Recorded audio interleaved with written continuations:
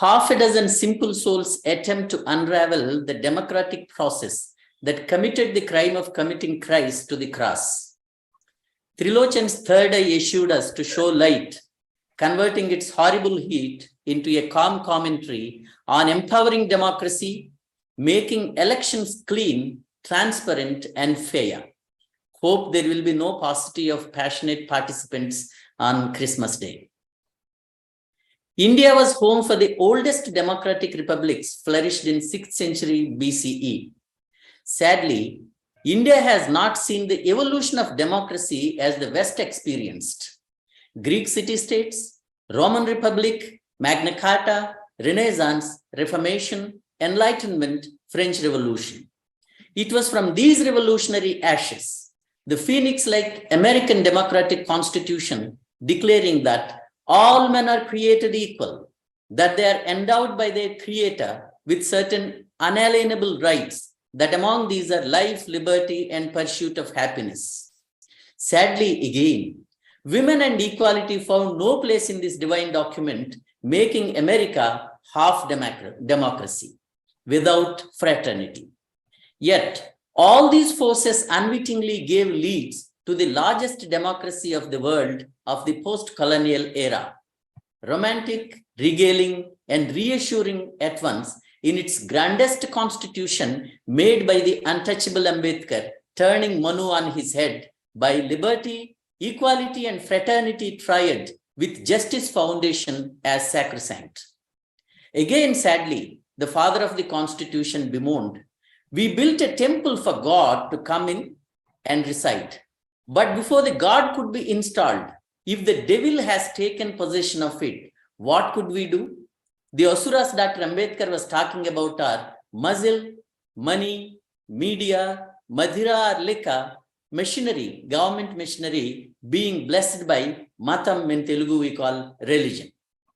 The report filed for the Supreme Court hearing a public interest litigation on fast-tracking criminal trials against sitting and former members of legislatures says 3,096 criminal cases are pending against both sitting and former MPs and MLAs. In a recent by-election in Telangana, while the regional party paid 5,000 rupees to each voter, the most powerful political party paid 4,000 rupees to each voter. Vijay Times channel in Karnataka declared that it returned the Diwali gift pack sent to it containing few lakhs of rupees.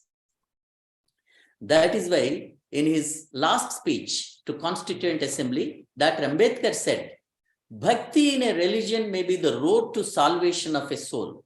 But in politics, bhakti or hero worship is a sure road to degradation and to eventual dictatorship." I think it is happening in our midst. 2,900 cases of communal or religious rioting were registered in India between 2017 to 2021, as Union Minister of State for Home told to Rajya Sabha on December 7th, 2022.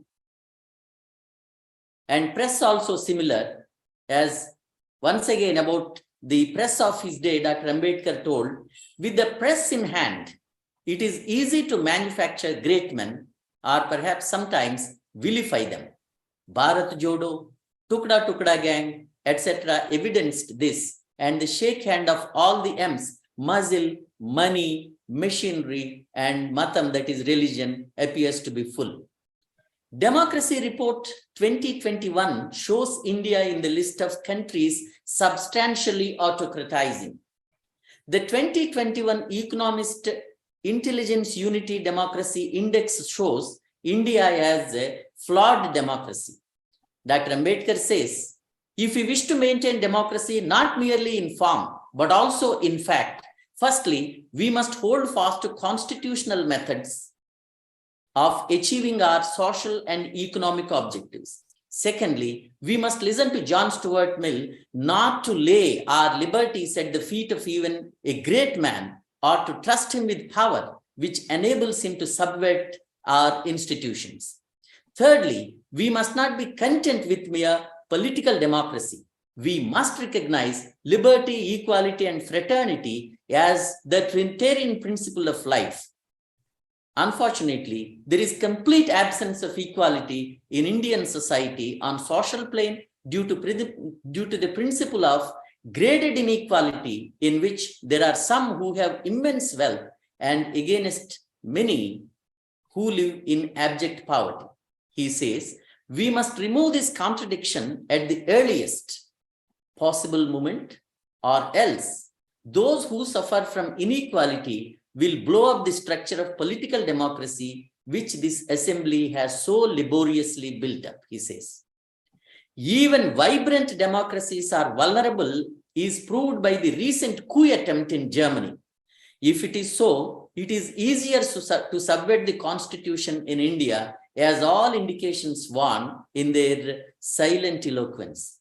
While dissent is bulldozed, the Aam Aadmi is put to divine dosing, while the wise people look dazed. Yet all is not lost, as Professor Trilochan and his Association for Democratic Reforms assure us. Professor Trilochan Sastry graduated from IIT Delhi, did his MBA from IIM Ahmedabad, and PhD from Massachusetts Institute of Technology. He was Professor IIM Ahmedabad and later Dean IIM Bombay and currently Professor. He published papers in international journals related to operations research on a broader topics related to the software industry, telecommunications, automobile industry, supply chain management, poverty, education, and cooperatives. He also wrote a number of management cases on operations management, ethics, change management, development, and electoral reforms. He was visiting scholar, Massachusetts Institute of Technology, Hong Kong University of Science and Technology, International University of Japan, IIM Bangalore, Professor, Indian School of Business, visiting Professor, Indian School of Business, etc. He has been consultant to various Indian and international agencies and corporations. He held positions like member of the Bretton Woods Committee, member of the board, IIM Bangalore, member Governing Council for Innovation and Startups Committee, ASSOCHAM, Karnataka State Council, member Academic Council, Vivekananda University, Belur Math, trustee of Cooperative Development Foundation, Hyderabad, director NABARD, Mumbai, etc. He was recipient of many awards such as Best Young Teacher Award for 1999 from the Association of Indian Management Schools, Outstanding Contribution to National Development Award from IIT Delhi, Alumni Association in 2005, Young Global Leader Award by the World Economic Forum in 2008, Satyendra K. Dubey Memorial Award from IIT Kanpur in 2011, Distinguished Alumnus Award from IIT Delhi in 2012, and Citizens Extraordinaire of the Year Award from Bangalore Rotary Club.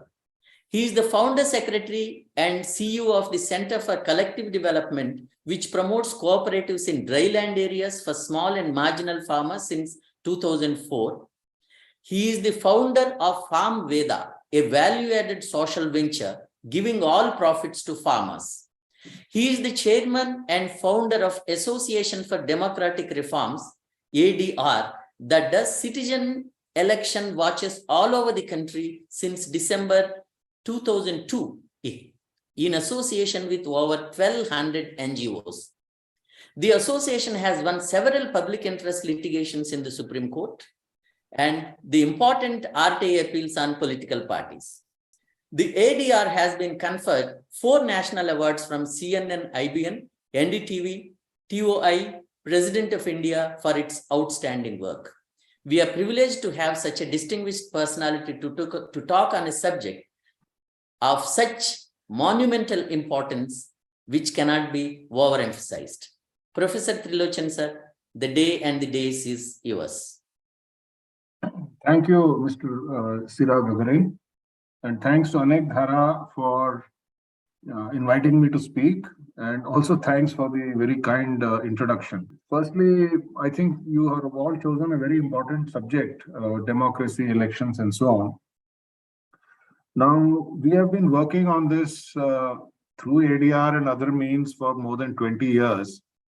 And at the end of it, what I find is that the situation looks more and more complicated and more complex than we thought when we started off.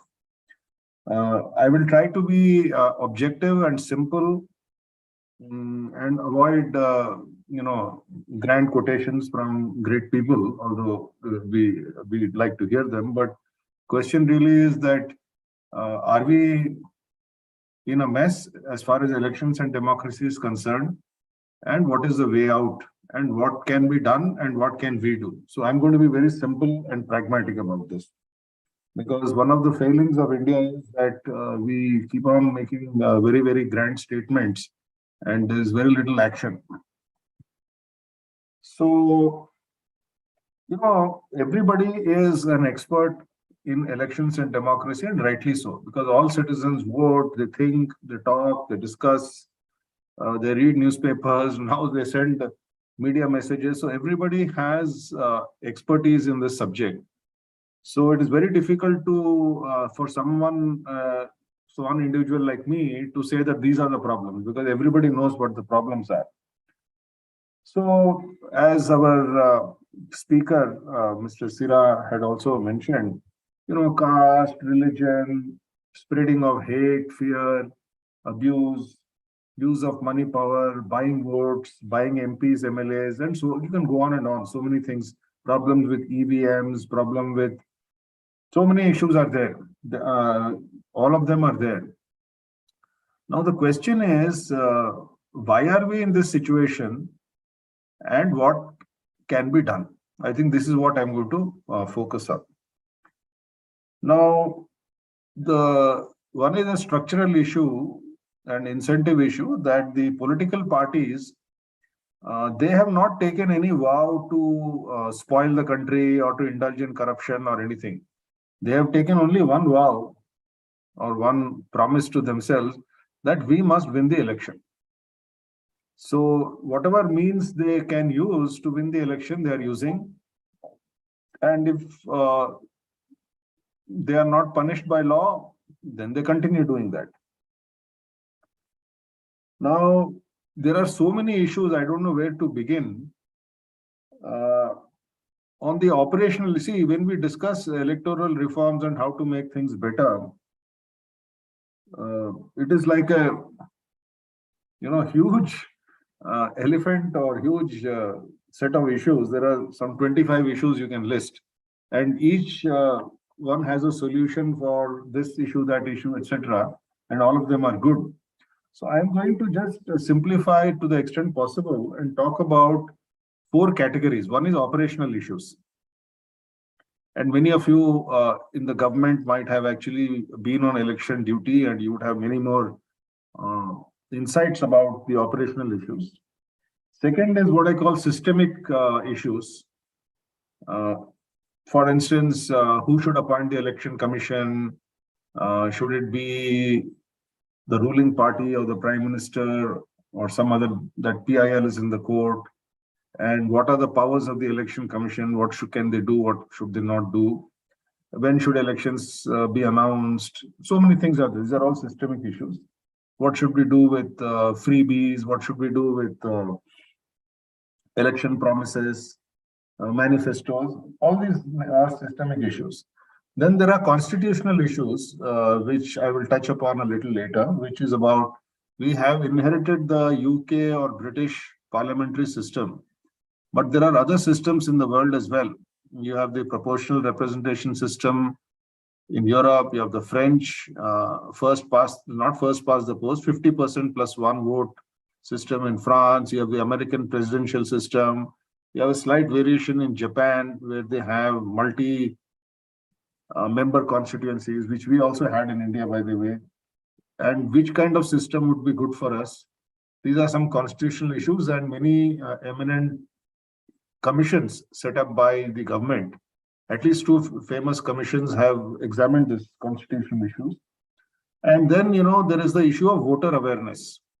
How do we raise voter awareness? Nowadays, you see on WhatsApp all kinds of funny messages. Somebody asking some voter, and he says so and so film star is not a Hindu but a Muslim, and so is something.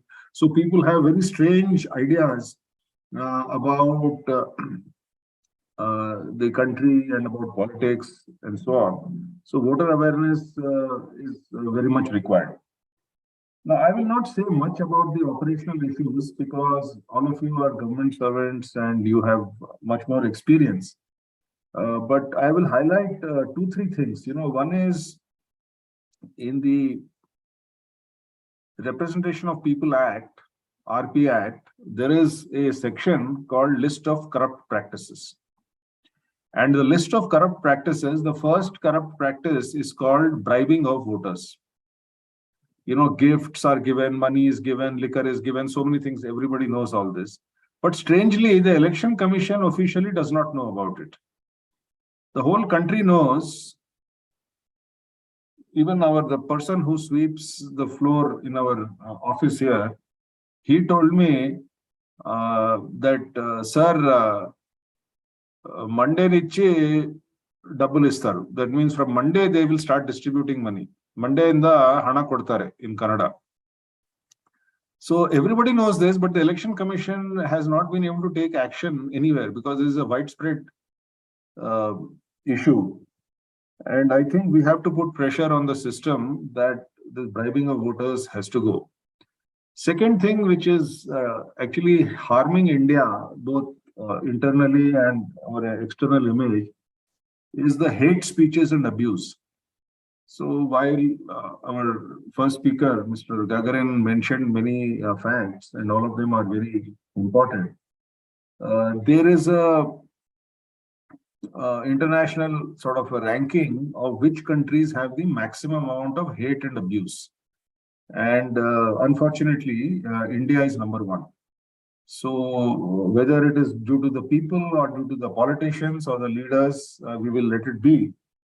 But now we see that due to politics and elections, so our former RBI governor, Mr. Raghuram Rajan, was called Congress ka kutta, dog of the Congress.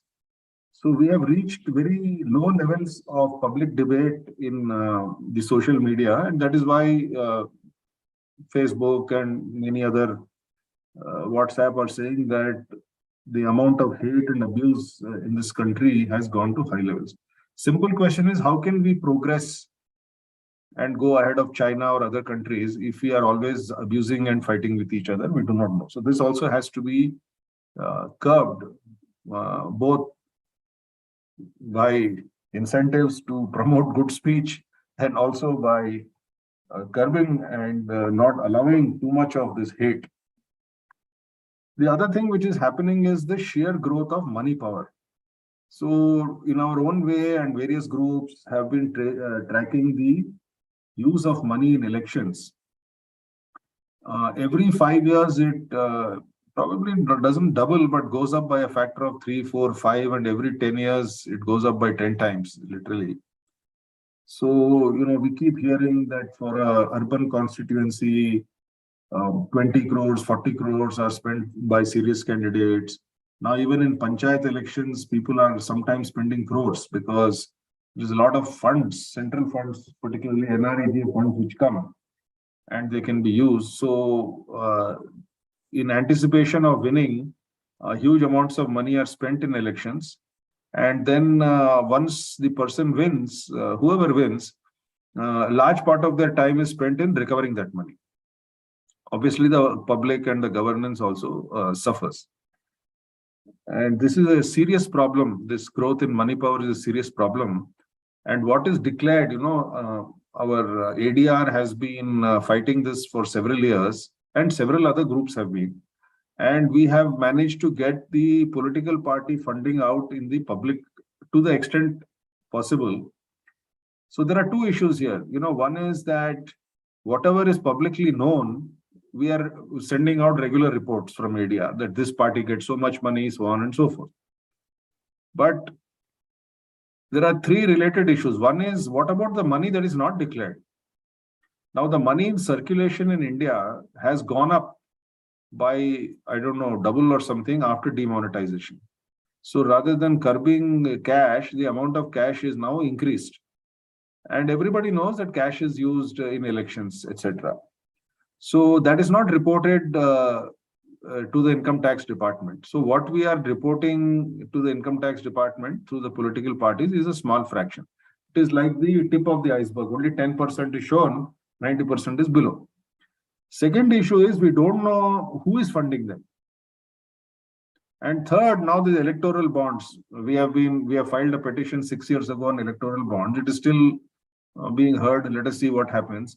It makes it completely untransparent and completely against all international standards. We keep talking about being Vishwaguru and the world's greatest democracy and all that. No other country has the scheme of electoral bonds, which completely prevents the people of this great country, people of India, from knowing where the money is coming from, which is going to the political party. Let us see what the court says. And this growth in money power is very, very dangerous, because what happens is that those who are funding the elections, some of them are the candidates themselves, but sometimes very large industrialists, because they are the people with money, they are the ones who fund elections. And some of it is in public interest, but a large chunk of money is given so that they can influence the government policies in the favor of their industry or their company rather than for the public interest. A standard example of this was the huge fiasco in the farm laws. And there were so many reports. Our media is not very independent, but whatever, I also work with farmers. Some of the companies which are well known and which are supposed to be India's biggest companies, they had already invested huge amounts of money in agriculture, warehousing and procurement systems and so many things, even before the farm laws were announced.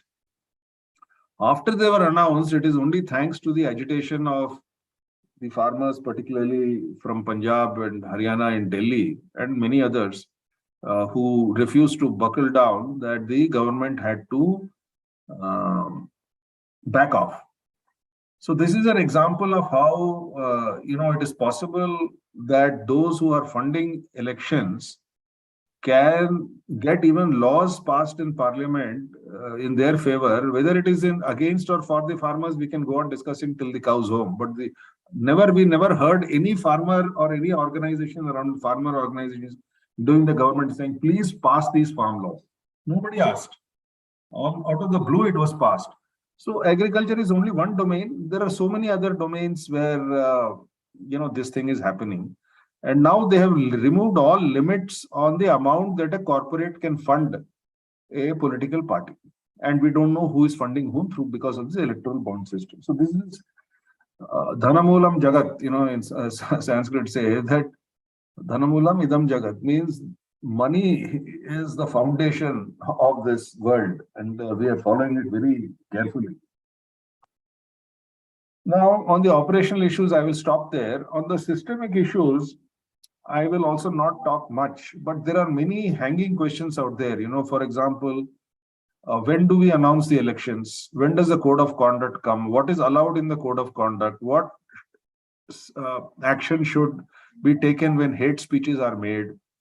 Now, people are spending money recklessly, and the system is only doing some papering by doing some, what is it called? Flying squads, and here and there we get 5 crores was seized and 10 crores was seized. Actually, they should be seizing 5,000 or 20,000 crores, but we are not seeing that being seized.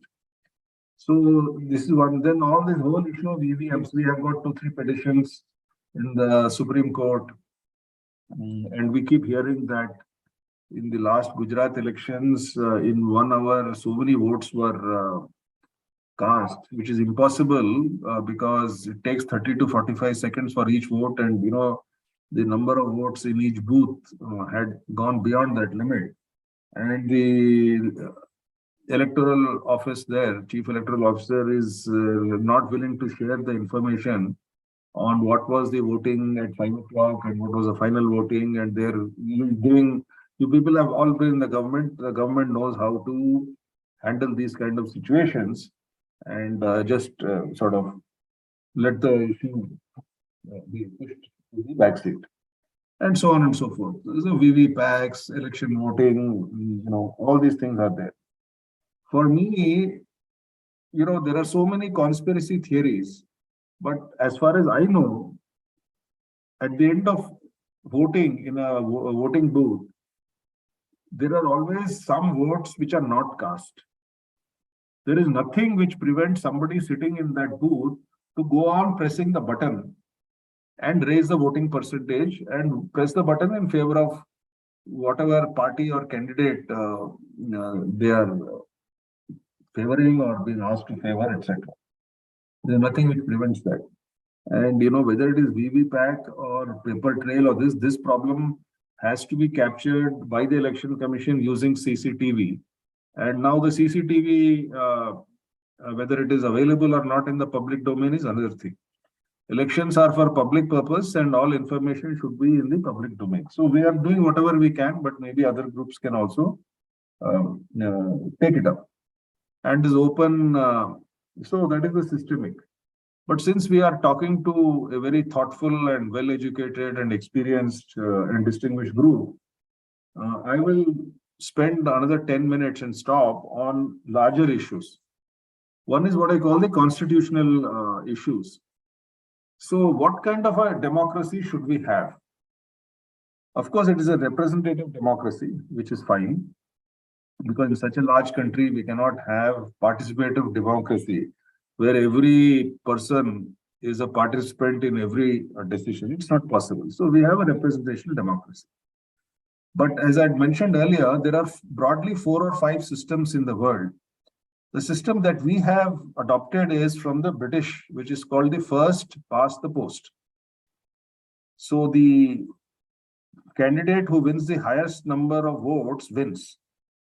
And number 2, the chief minister and prime minister are not directly elected by the people. They are supposed to be indirectly elected by the ruling parties, elected MLAs or MPs. They are supposed to elect the prime minister or the chief minister. So it's an indirect system. Now, there are many good points. It is a simple system and we have got used to it, but there are some issues here. So one issue is that somebody in power has to only manage people within his party or her party. And if there is a shortfall, get support from other people. And now we're increasingly seeing that if you have enough money, you can just convince people from other parties to join your party. And since there is an anti-defection law, they are clever enough to find very legal means of getting around the anti-defection law. So whether you win in the election or not, you can always get enough MLAs to support you. So these are some dangers of this system that we have. And the other big danger is that in India, in the last election, some 30 or 40 political parties got about at least 5 to 10 seats, if not more. And if you go around the country for state by state, I'm talking about parliament, but in assembly, and look at all the number of parties, it is huge. No other country in the world has so many political parties winning so many seats. What does it mean? In a particular constituency, there are 5, 10, 15, 20 candidates. Many of them are independent and a few are non-serious, but there are many candidates. So you don't need to be a people's representative. You can win the election by getting 20, 25, 30% of the votes. Sometimes of the total electoral votes which are registered there, and of the votes cast, you can get 35, 40%, sometimes less, and win the election because there are so many political parties. Now, as a result, what has happened in several states? So, for example, in the 2014 election, The party which the third largest number of votes around the country was the Bahujan Samaj Party. I am not a supporter or opposer of any political party, so I'm not trying to make any case for BSP or any party. But in spite of having got such a number of votes all over the country, they got 0 seats. And there are several examples in state elections where the party with the highest number of votes did not win the election, but the party with the second highest number of votes got more seats. That is because you have to win seat by seat. So the party which got second highest number of votes have got majority in selected constituencies, and they were not bothered about the other constituencies. Whereas the party with the highest number of votes, which came second, has got its votes thinly spread out in every constituency. So in many cases, they came second, third, etc. So these are some problems with the current system. The third is the fact that here it is no longer a democratic situation. The political parties are run as dictatorships. So the top 2-3 people in a political party, every political party, without exception, national and state level, are run as authoritative, under the leadership of 1 or 2 people. So they are not democratic internally, and therefore it also leads to the system of tickets. If you go to America or England or Europe, and so many democracies are there, if you say that so-and-so got a ticket, they'll say, what do you mean? We have not heard of this word ticket. The system of giving tickets by some boss sitting in Delhi or Hyderabad or Bangalore or wherever, Bombay, to the candidates of his party is a very peculiarly Indian system, and is a completely non-transparent and non-democratic system. So all these ills are there, and as a result, we are seeing what is happening in the elections. The other system is the which is much promoted is the electoral what is called proportional representation or list or PR system, which is followed by more than 20 countries in Europe. So what they say is that yes, first past the post, you will get some seats, but in proportion to the number of votes you got at the national level, there is some formula each country has worked out. In proportion to the number of total votes a party got, some seats, additional seats will be allocated. So, for example, under that system, the Bahujan Samaj Party would have got a reasonable number of seats at the national level if the PR system had been followed in India. A third is the French, what we call system, where they say you cannot be a people's representative unless you get 50% plus 1 vote. With 35, 40%, they say, sorry, you cannot be a people's representative. So what happens? They have a second round election where the top 2 candidates have to have a runoff election, second round. And when there are only 2 candidates, one of them has to get more than 50% so of the votes cast. So that person wins. Now, many commissions in India, and then you have the American presidential system where the governor and the president are directly elected by the people. They are not indirectly elected like in India. So various advocacy groups are there in India, and at least 2 commissions, the law commission set up by the government under Justice Jeevan Reddy in the early 90s, and more recently the Constitutional Review Committee headed by former Chief Justice of India Venkatachalaya, and then the Election Commission, and now there is a new law commission. So whenever the government doesn't want to implement something, they go on setting up new and new commissions. I think all of you are much more aware of these masterly tactics for delaying decision making, inconvenient decision making. They keep on setting up commissions. But very eminent people, and I've gone through some of the reports, they have done a worldwide extensive study, very deeply thoughtful, and given some solid recommendations. So it's not that we are not aware of this. I don't know how much time we have. Can you time you can go ahead. Yeah. So,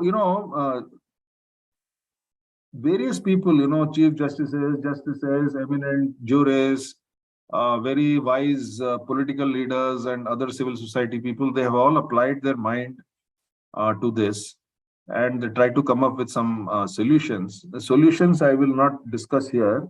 Maybe if there is discussions or questions, we'll be happy to hear from you. But the pros and cons as per these commissions and whatever we can understand. One is that none of these 4 or 5 systems that we discussed, the American direct election presidential system, the UK and Indian system, the French system, or the PR system, there is no perfect system, because people are clever enough to find a way to create problems, whatever system we set up. But we have to be reasonable and mature and say, within the situation today, what is the best we can do? Maybe it is not perfect, but hopefully it is better than other systems. So the disadvantages of the Indian system I've already discussed, and you can see the consequences, everybody knows them. In the PR system, which a lot of people are advocating, you see, the PR system has come up in largely homogeneous societies. Largely white and Christian in Europe. And now you can see the rise of extreme right-wing groups. For example, I was watching, many of you would have watched the football finals, World Cup football, and some of you would be happy and some of you would be unhappy. Excellent game. But, I am not in touch with football, but just for the fun, I was watching it. And they said, this is the French team. So I was looking, I think except for the goalkeeper who seemed to be white, everybody else was a black. Maybe 8, 9, 10 of the people on the field in the French team were blacks. Now, it's a very healthy thing. It's very nice. But this gives rise to the extreme right wing. And in the same France, the extreme right wing has got the second highest number of votes, because it's a public spectacle. And their way of talking is not very different from Mussolini or Hitler. And in Italy, of course, we already have a prime minister who is an admirer of Mussolini and who's a fascist. She's already taken charge. And you can see in many countries a rise of the extreme right. Anti-immigration, who are the real countrymen? These people are all outsiders. Basically, it is anybody who is not a Christian and who's not white. The extreme right wing is against them. So now if you look at the proportional representation, which is a darling of many intellectuals in India, I find that there are 3 or 4 groups which are very much interested in the PR system for very good reasons. I'm not disputing their authenticity and their genuineness. So one is the Dalits. Another is the Muslims, because both of them form 15 to 20% of the population. And their population has, both of their groups, relative percentage terms, they've slightly grown since 1947. And they find that they're not getting proper representation. The third group is the urban intellectual class, people like us. We may have been from a rural area, but today we are all urban. So we feel that politics is not good and we should have a PR system, and we form a national party with educated English-speaking people, urban people. Then we will be able to get many votes and we will have a voice in parliament. Now, the commissions that I mentioned, they went into this. So if we have a system in a country like India, where there are so many different groups, and I always do a little bit of drama in this case. We all know this is a Indian currency note. And if you read here, all the languages are given. It is in English alphabetical order, Bengali, like that, it goes right up to Urdu. So all the 15 scripts are there on the back, and plus, of course, Devanagari and English. When we have so many languages, we will find political parties with regional this thing, and under the proportional, they will say that we are also entitled to so many seats. So we will have a coalition of India where every different group will get 5, 10, 15% votes, and all of them will have representation, but they will only be representing themselves. So if the Muslims get 15%, they will only be representing the Muslim interests. I found in Hyderabad, one day I'd gone, there was a huge rally called Brahma Garjanam. The Brahmins had a huge rally in then consolidated Andhra, and they had called Brahmin chief ministers from other states, and they were saying that Brahmins are being discriminated against. Now, in the PR system with a country and society like us, there is a real danger that we will be having so many parties representing their own interests, and who is representing the country, God only knows. So that is one danger that some people have pointed out.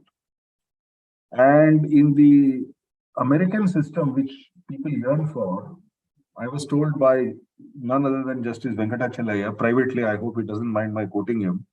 He says for a country like this, a US presidential system where there is one leader, undisputed leader, is not going to work. It will lead to further dictatorial tendencies. So we are already hearing wonderful terms like Hindu, Hindi, Hindustani. It reminds me of Ein Reich, Ein Volk, Ein Führer by the great Adolf Hitler. One nation, one people, and one leader. So that kind of thing is not good for India. Many people feel that. So that kind of US presidential system may not be good for India. Although some people argue that if not at the national level, at least at the state level, we can do that. We can debate this. So that's why I'm saying there is no perfect system. And the French system, many people argue against it because saying it doesn't really change the outcome. You know, the same fellows win anyway. But if you have to win twice because you haven't got 50% of the vote, how many people can you abuse? See, today minorities are abused, urban Naxalites are abused, pseudo-secularists are abused, anti-nationalists are abused, and we have it on authority from Gujarat that the people who are let off after raping Bilkis Banu and her family were all Brahmins, and they have very good samskaras, and they could not have done such a thing. So when we have a system like this, where we have to wonder what kind of a system we can make which will be fair and just to everybody. So these are the constitutional issues, but the bitterness and abuse that is coming out, it can only come out once, because you cannot convince more than 50% of the voters to vote for you only by abuse. And you have to spend money twice and abuse twice. That is more difficult to do. So some people have argued that we should have a French system. At a personal level, I have another view that, you know, this Western model of democracy of winner take all has to be rethought. So suppose in a constituency, somebody gets 51% vote and somebody gets 49. It is possible. Now 49% and they are bitterly abusing and fighting each other. Completely different ideologies. So the one who has got 51 wins, very good. But the one who has got 49, the 49% of the people go unrepresented. That's the system we have. So in Japan, they have multi-member constituencies. So I have a little bit of mathematics. You can have up to 2 people in a constituency. And the magic number, when you divide 100 by 3, you get 33 and 1/3. So anybody who gets 34% of the vote or more is declared elect. What is the maximum number of people who can get 34% in a constituency? Only 2 people can get. So you may have 2 people from a constituency, which is fine. Now, if I am a candidate, I have to spend crores of rupees, and I have to abuse that other fellow, and I have to, say all kinds of very stupid things. You must wear this kind of a clothes, you must not eat that kind of food, and you must not do, all sorts of funny things are going on before the elections. I don't have to do all that, because I'm confident that 34% votes I'll get. So why should I spend so much money, and why should I keep on abusing somebody or the other? So it will reduce the abuse and the money power. There is a chance of doing that. So that is the Japanese system. and we should consider that as well. And the last point I will make, which is the most important, there is no democracy. Intellectuals always think of systemic solutions, constitution, election commission, EVM, and all sorts of things. But the real bedrock of a democracy are the people of India. Bharatvasi. In Telugu we say matam, but in Hindi say matdata. Jo mat dalta hai, those who vote. They are the real bedrock of democracy, and something has to be done. All of us together and many other groups, we have to engage with the people of India. We have to discuss with them continuously, not in English, in the language of the people. Hindi, Telugu, Kannada, Tamil, Gujarati, Marathi, Punjabi, you name it, in every language. We have so many languages, Malayalam, all the languages of Odia, Bhojpuri, Magadhi, so many lovely languages we have in India. The people who are more educated and more concerned and have some more reading and understanding, they have to engage with the people of India in the language of the people. This was like the Bhakti movement. In the Bhakti movement, everything was in Sanskrit. But then every state in India produced lovely saints, who most of them were not Brahmins, who spoke to the people in their own language. Meera, Kabir, Vemana, the Alvars, the Nayanars, the Maharashtrian saints, the Gujarati saints. One of the great sayings is, Vaishnava jana tene kahiye, peed paraya jane re. Which Gandhiji used to sing, that he is a devotee of God who understands the suffering of others. Peed paraya jane. So that kind of a movement around the country, not in the religious domain, but in the democratic domain, where we all engage with the people of India and talk to them about the real issues and so on and so forth, and raise awareness of everybody, is very much required. And the election, hoping that the election commission and the media will do it, is not going to happen. Let me tell you, the media is completely sold out, and the election commission has confined itself to just doing elections. They're not, the only voter awareness that they have agreed to do is that please go out and vote, and put this celebrity, that celebrity's photograph, and say, have you voted? Now you are a good citizen. But to engage and understand politics, understand economics, understand the social situation, understand why these politicians are saying what they are, and then make up your own mind. That job of voter awareness has to be done by the people themselves, the citizens themselves. Without that, whatever constitutional change, systemic change, VVPAC, this, that, Manangati, whatever you do, because they will find a way around it. But I will ask and stop with this. The most educated state in India, they say, is Kerala. Why do they not distribute money and liquor there? Yes, there are some attempts to communalize and polarize the people there, but it has not really taken root. Why? Education, awareness. Now, if we wait for the country to be educated like Kerala everywhere, it's going to take a long time. But education in a broader sense is voter education, voter awareness. Once that happens, we will see better and better democracy. So let us take charge and contribute our bit to this great motherland of ours. And on this holy and sacred day of Christmas, I hope more and more people will take up this job, patriotic job of talking to our own people and helping them to understand issues and raising over voter awareness, so that democracy, and we can be a standing example to the world. We are the most diverse country in the world. Every religion, every language, every ideology is there in India. If we can live together and show a higher level of elections and democracy, then we shall become Vishwaguru. So let me stop. Thank you so much. I hope I did not overshoot the time and say too many things. So some questions are there in the chat box. You can see, I can also read them. How do we ensure greater transparency in the appointment of members of the Election Commission of India and independence of their function? So there are many petitions in the Supreme Court as we speak. Let us see what the court says. Some suggestions have been given. there are basically one party, one person, one PMO is no longer, maybe it worked for well for many years. There should be another system. So there are many systems in different countries. Opposition party should be represented. Chief Justice of India should be represented. Some people have 12 or 13 eminent people from civil society and others also to do that.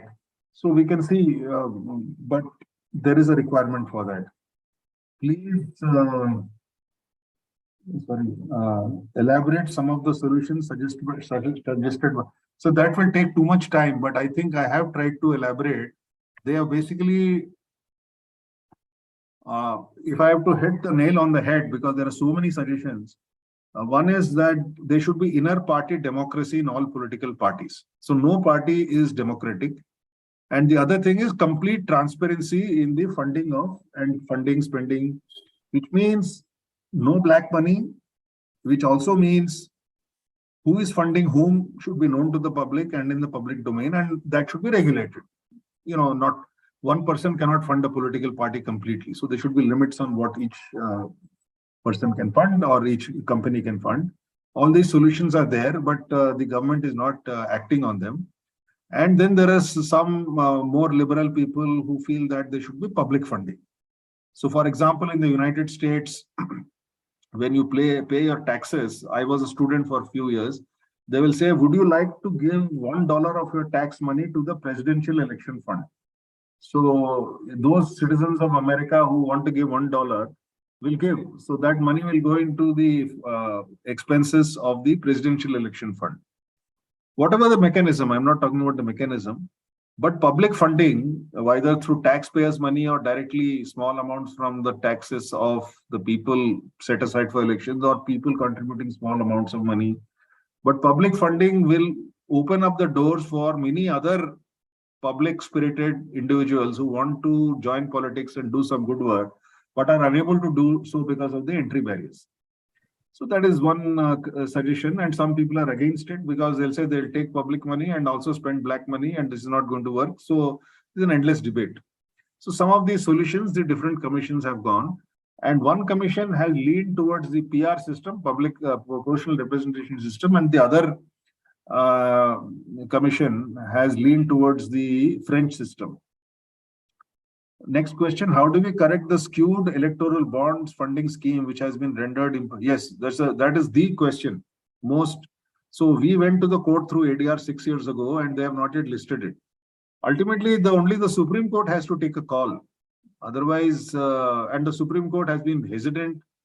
Chief Justice after Chief Justice is again making very grand statements. Bureaucracy and judiciary quote Shakespeare, will quote Kabir, will quote some great intellectual from somewhere and make very grand statements.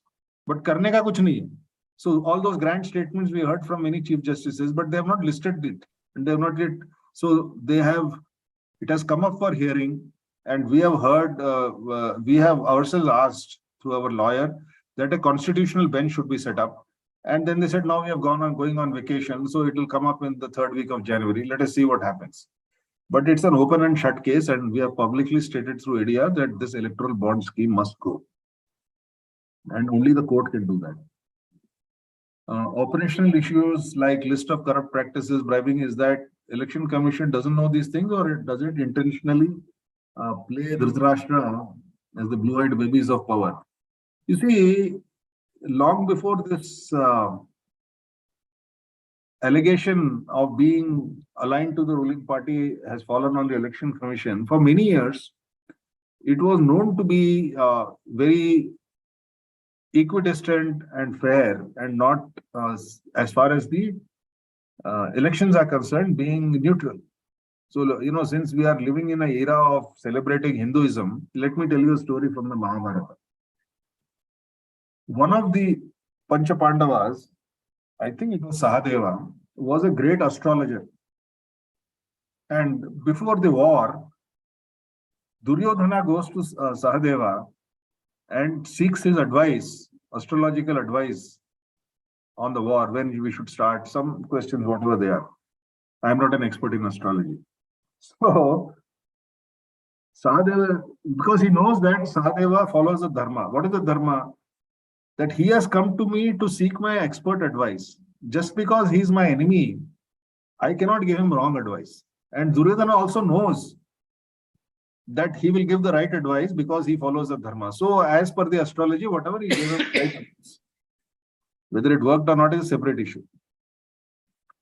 Now, the election commission also must do that. Every election commissioner has a view. But publicly, as far as the dharma is concerned, election commission has to be neutral. And as they say in the Ramayana, Sita is not only pure, but Sita has to be seen to be pure. Caesar's wife must be above suspicion. The election commission should not be reducing itself to the level of having to justify its action. It should be at the level that nobody will ever raise an allegation against them. They have not yet reached that level. They are only defending themselves, and legally you can defend anything and everything in this country.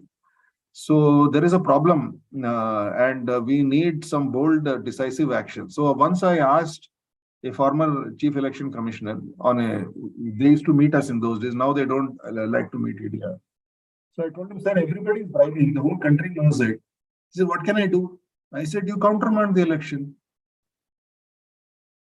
He became silent for 5 seconds. Then he said, Professor Sastry, I'll have to countermand the elections in the entire country. So I told him, sir, you should do it. It is worth doing it at least once. Once the message goes out that this will not be tolerated, this nonsense will go. So we need very bold and decisive election commissioners. They are very much afraid that they will be in for criticism, that the court will overturn them, something will happen. So we have very good and fine managers or bureaucrats, brilliant bureaucrats sometimes in the election commission, but we don't have leaders. They work within the system. When there is a fire burning in the house, something has to be done, but they are not willing to do that. That is our feeling, although we still respect many of them for their integrity and all that.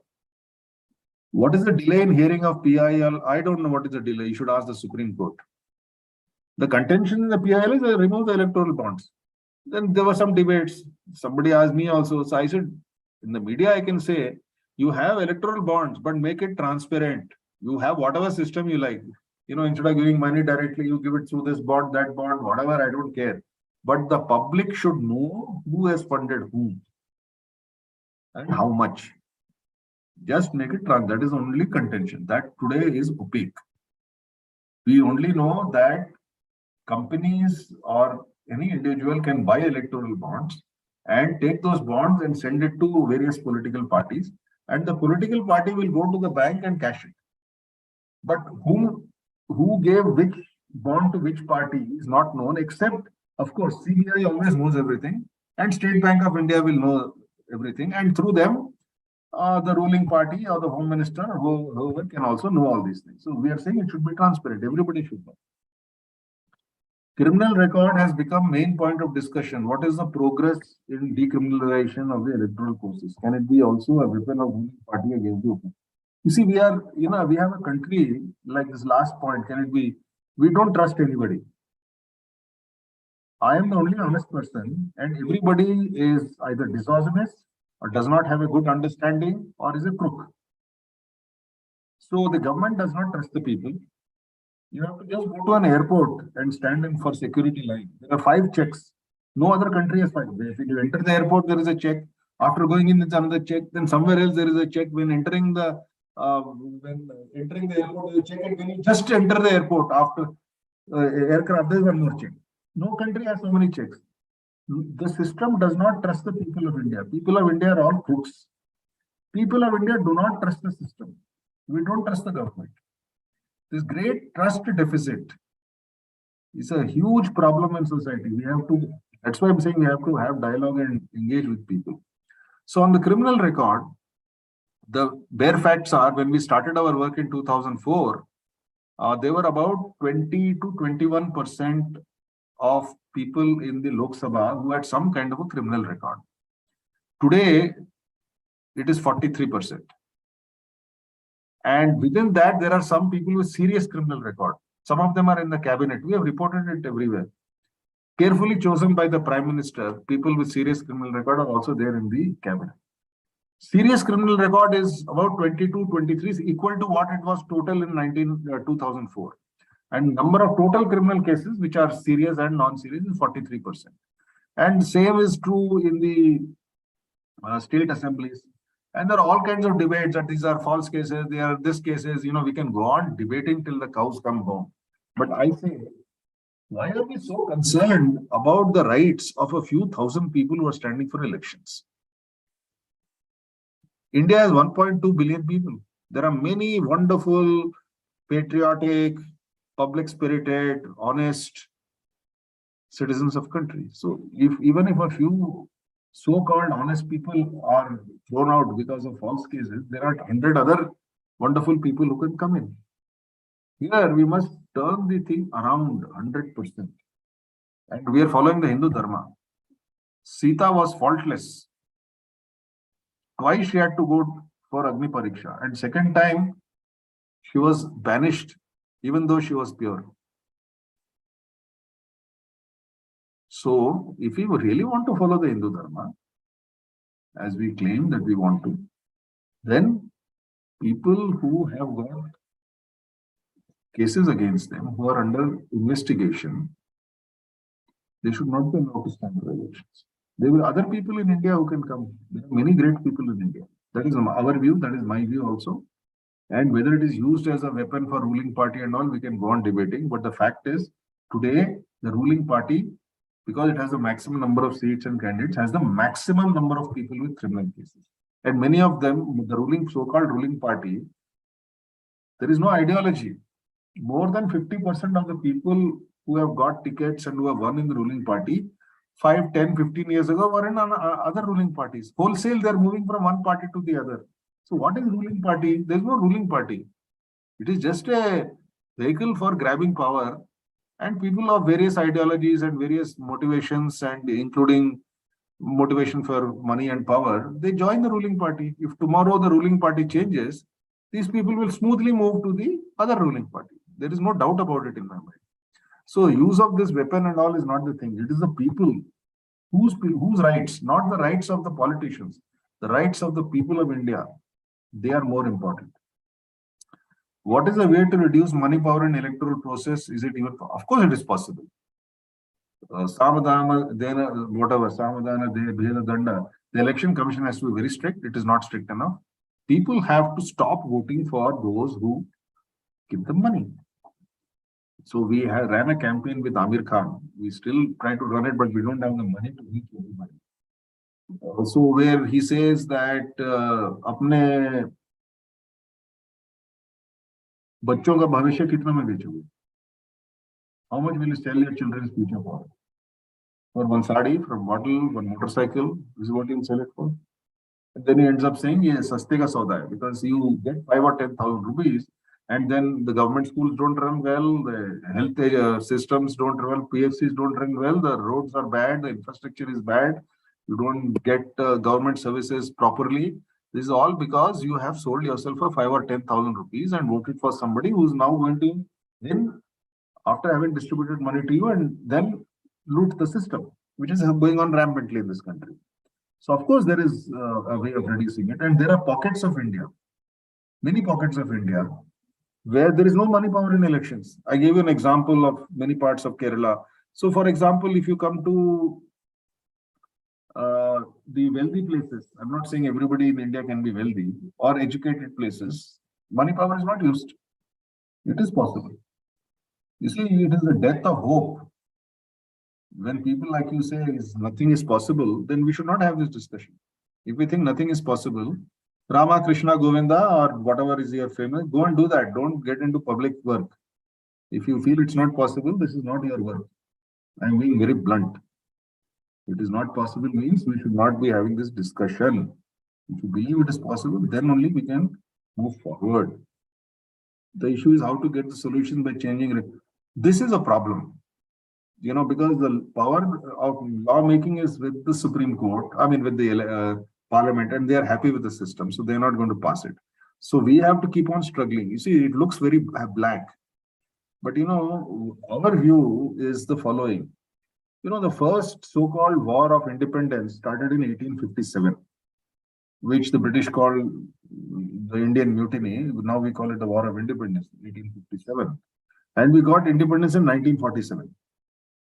The so-called Congress was first formed in 1889. Many great people joined the independence movement. And Mahatma Gandhi came to India in 1915 when he was 46 years old. And it took him 32 years and many other great people, not only Gandhi, to get independence. And it was worse. We had no money, we had no power. India was much more poor. The British were very powerful. They were a world superpower. They had the police, army, British, media, everything in their hands. But still, it took us so much time, it happened. So yes, it looks very black today. But this is not for the faint-hearted. This is not for the disheartened. This is not for the people who think nothing is possible. So Gandhiji said in 1942, "Karo ya maro." Agar wo wali bhavna hai, then we can do. If you say that I'm not willing to die, I mean, what I mean is that you don't have to go and die, but if you're not willing to stick your neck out, this is not for you. You should go and do something else. Has any CEC gone against the ruling government? Yes, sometimes not in public, but sometimes in private. There are pressures. They'll say election ko abhi kara do, announce the election after this date. They may not agree to all those things. You see, a good civil servant is one who does what is right without making a grandstand, without making things public. He has to silently do his work. And some CEs have done that. Some, like Sheshan, is very famous. He, of course, also went very public. But you don't always have to do your duty by making a big song and dance. You can silently do it. And many CEs have done that. And the ruling party, you see, the power is the CEC cannot be removed. He or she is an independent constitutional authority. The only thing they can do is impeach him in parliament. That is very difficult to do. So no political party will do this for us. So how do we have these laws passed and policies implemented? It's a long process, and the intermediate stages, whatever gaps, like electoral bonds, EVM, VVPACs, money power, whatever opening civil society gets, they have to take that. But as the public awareness rises, if the public stop voting for such people, they will have to stop doing such things. They'll have to stop putting up thugs and criminals and give them tickets. They'll have to stop people who give hate speeches and abusive speeches because they will not win. But today they are winning. We don't accept. We are thinking that they are cleverly manipulating. Why are the people getting manipulated? Because the easiest thing to spread is hate and fear. Hate and fear are very easy to spread. So hate and fear were spread by two brothers, Hiranyaksha and Hiranyakashyapa. Two brothers. Hiranyaksha spread fear and Hiranyakashyapa spread hatred. And the Lord himself had to come as Varaha Avatar and Narsimha Avatar to finish them off. So if there are any people, if there are any brothers or people today, whether two or more, who are spreading fear and hatred, they have to be finished. And today, Narsimha Avatar or Varaha Avatar may not be there. They have to be finished by the people of India, by not voting for such people. And that job of raising the awareness of the people of this country is ours. See, we forget one thing. Take cricket. It was an elitist game. Now it has become a working class game. People from small towns, people whose father was auto rickshaw driver, this, that, and they're all doing wonderfully well in cricket at the international level. Many of them can't speak English properly, etc. This is a wonderful sign. What it shows is that there's a lot of talent and lot of potential in the people of this country, which we are not tapping. Even the capacity to think and do work for the society, that potential is there. I am because I work with 44,000 farmers in India. So just to give you an example, in tribal Adilabad, at the height of India against corruption, take it in the spirit, don't get into details about this is right or wrong. They were all collecting one rupee. And they said, Saab, ये हम अन्ना हजारे को देना चाहते हैं। उन्होंने बोला कि इस आंदोलन के लिए सबको 1-1 रुपया इकट्ठा करने का है। So they collected it. So that spirit is there. So we have failed to inspire the people. I think it can be done, but lot of careful thought, planning, and years of work. You see, we think we'll do one thing, one magic thing, and everything. No, you have to give your life for it, and hundreds of people have to give their life for it. For years, it will happen. I am still convinced it will happen. The other day, I got a call from some group of people, young chaps in Uttarakhand, who are very agitated and highly educated guys, but for some reason are living in small towns in Uttarakhand. They're very IT savvy, and they want to do something to improve the political system using digital technology, and so on and so forth. So we need somebody like Gandhi who will bring all these different people together on one platform. And I am quite confident it will happen. Maybe not in my lifetime, but maybe in your lifetime, 5-10 years, some such leader will emerge. And it has to. After Gandhi, JP was there, Jay Prakash Narayan, who led the movement. Somebody will emerge. So, but we have to keep on working till that great leader emerges. Since the nota is a choice, though hypothetical, if it comes to majority, what have we don't know. So we were also pushing for nota. We think that technically all of you know that if 99% of the votes or 100% minus one vote goes to nota and one person gets one vote, today that person is declared elected. But you can see in many constituencies, the voter percentage is going up. We can start putting public pressure and go to the courts and find some legal way of saying that if nota increases beyond a point, there should be re-election, and those people who did not get their deposit should not be allowed to contest, because we cannot keep on wasting public money on these kind of things. But let us see. So, we are always looking at today, and people like me, we always look at the next 5, 10, 20 years when things look black and hopeless. But you persist, just like our earlier leaders in the independence movement did. We have to do that. We cannot just give up and throw up our hands. I'm sorry, I'm using something here. I lost the Zoom link. Can you hear me? We are able to hear you. Okay. Those who are a bit, the quality reduced, but still you are audible. Nota is the last question. Nota is the last. Yeah, nota is the last question. These are all wonderful questions, and it's very good that there are so many questions. It's not a reflection on the talk. It is good that people are so concerned about this issue and they want to discuss it. That gives hope that we can all work together and do something better. So I'll stop here, and if there is nothing else, then it's up to the organizers how we want to take it forward. Yes, sir. Thanks a lot, sir. Thanks a lot for the most important thing is like Jesus' 12 disciples, ultimately 3 things remain: faith, hope, and love. That is what you have given today. Nothing is lost. We have to necessarily work. If at all we would like to have some good India, not only for us, for the future generations. Yes. A very important thing. It is not, as you have already suggested, it is not the number which is important, but it is the commitment with which we work is important. Really very nice talk, sir.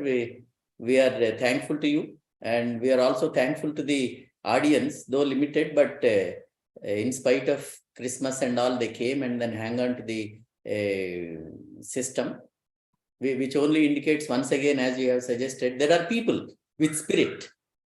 And that is the spirit perhaps which will move all of us. Then our team of, what is this, our logo and our poster and our design team and our Sadiq technical team, all we owe a lot of gratitude to all of them. Thanks a lot, sir, for you and all of them.